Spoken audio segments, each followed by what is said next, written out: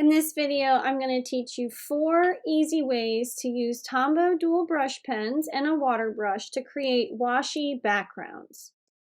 Sometimes I like to create a colorful background and then do black lettering or a black illustration on top.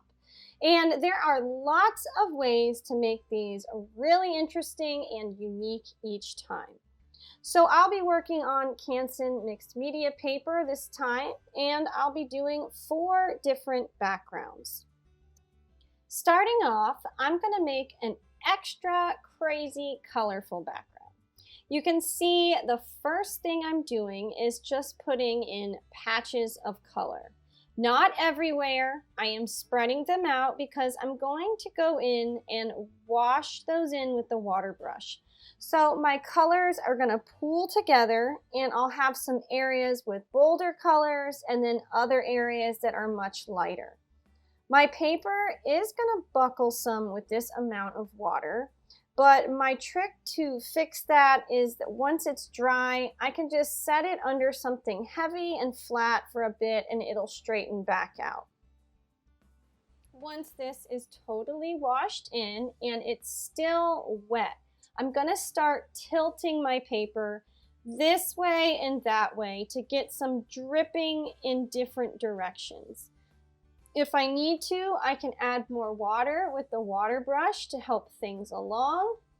And I'll just keep rotating and letting the drips go in all different directions.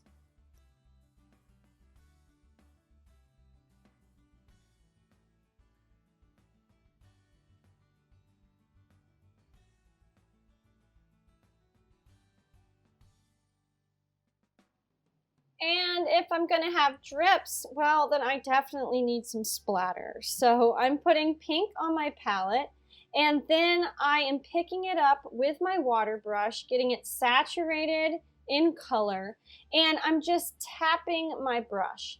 In some areas that have a lot more water, the splatters will wash out a bit, and in the other areas that are drying, they'll be smaller and more visible.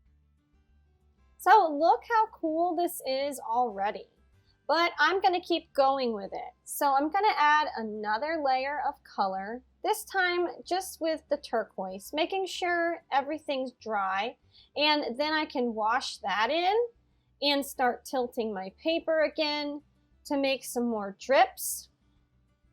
And then, of course, I can pick up another color and start splattering again for another layer of that.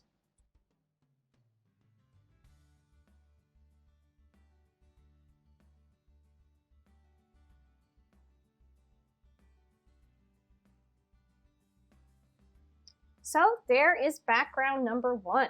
Pretty cool. And while that dries, I'll do another one. This time I'm going to make a rainbow background that fades from top to bottom. So to start, I'll put a line of pink across the top. Then I'm going to leave a little space and put a line of yellow. I'll leave another space and then put a line of turquoise, leave one more space, and then another line of pink. Now with my water brush, I'm going to wash the pink down. Then I'll clean my brush and wash the yellow up so that they mix in the middle and make an orangish tone. Then I'm going to wipe the brush again and wash the yellow down, wipe the brush, wash the turquoise up. They meet in the middle and make my faint green. And then once again, wipe the brush, wash the turquoise down into the pink. That doesn't get purple enough for me, so I can just pick up some more turquoise off my palette and wash that in over the pink. And there's my beautiful rainbow background. So I'm going to set that one aside now to dry, and I'll do number 3. For this one, you're going to need an extra supply. So either a white crayon, or if you don't have one, a white candlestick, if you have one of those. I have a little birthday candle here, and that'll work the same as my crayon. And you just basically need something made of wax. So I'll use the crayon and draw some fun little designs all over my paper. Simple things like plus signs, zigzags, lines, really simple little designs. And just like I did with the first background, I'm going to take my dual brush pens, this time just turquoise and yellow, and put in some patches of color around. And then I will take my water brush and wash all those in, and you can see all the designs that I did with my white crayon are left white.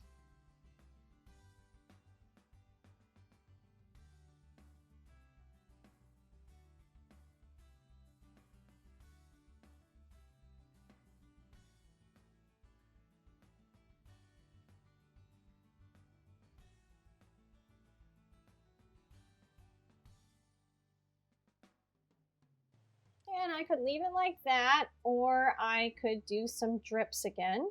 And you guys know me, more is more. So I'm gonna do some drips and rotate it this way and that way.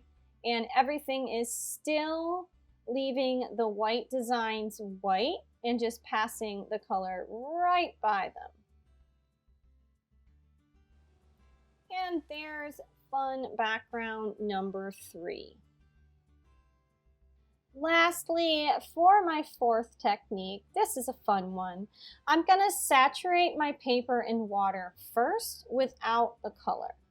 Once the whole paper is covered in water, I'm going to lay a bunch of color down on my plastic bag, aka palette.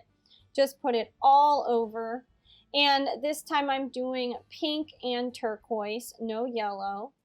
And then I just take the bag, lay it face down on the water, and it squishes all together. This is fun because I already have such limited control with washes, but this totally does its own thing even more. Some places that aren't as wet won't take on the color as much, and I'll be left with more white. So I can go and saturate the areas that didn't get much color again with water, put my color down, lay the bag down on those areas, and then of course I can wiggle it around to get some drips.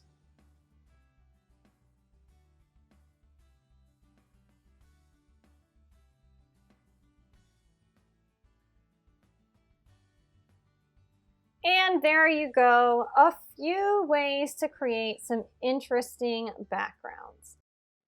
So if you enjoyed this lesson, make sure to check out my Tombow Illustrating in Color course. I know you'll love it. Use code YouTube20 to take 20% off any online course of mine. And follow along. I'll have lots more videos to come. I'll see you guys next time.